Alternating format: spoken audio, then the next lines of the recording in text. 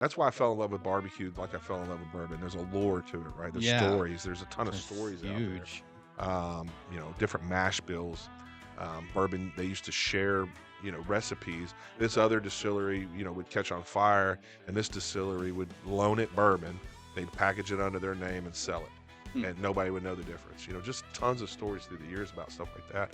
But angel share is an old adage, if you will, about the dissipation of the bourbon. When you put it, let's just say a barrel. So you put 300 gallons in a bourbon barrel, and every year you lose a little bit depending on where it's at in the rick house. And the rick house is where they store the bourbon.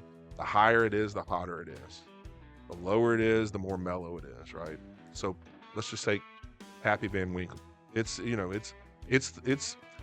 so they put that on the very lowest floor of the rick house. It's mellow, it's moldy, it's down there with very little sunlight, and so the sun doesn't get it. And in the bourbon world, and there's going to be people out there that are going to correct me and say that's not right. Well, this is how I learned bourbon, so Yeah, this is my story. right, So, exactly. um, They're not here. yeah, they got 25 floors, just say, of bourbon racks, right?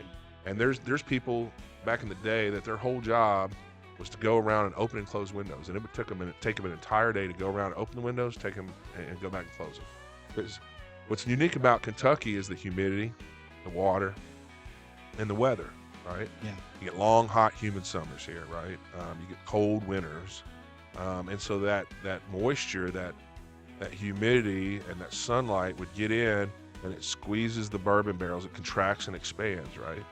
And it's wood, so it contracts and expands, and it forces the bourbon to get soaked into the wood, and then it dissipates, and that's the angel share.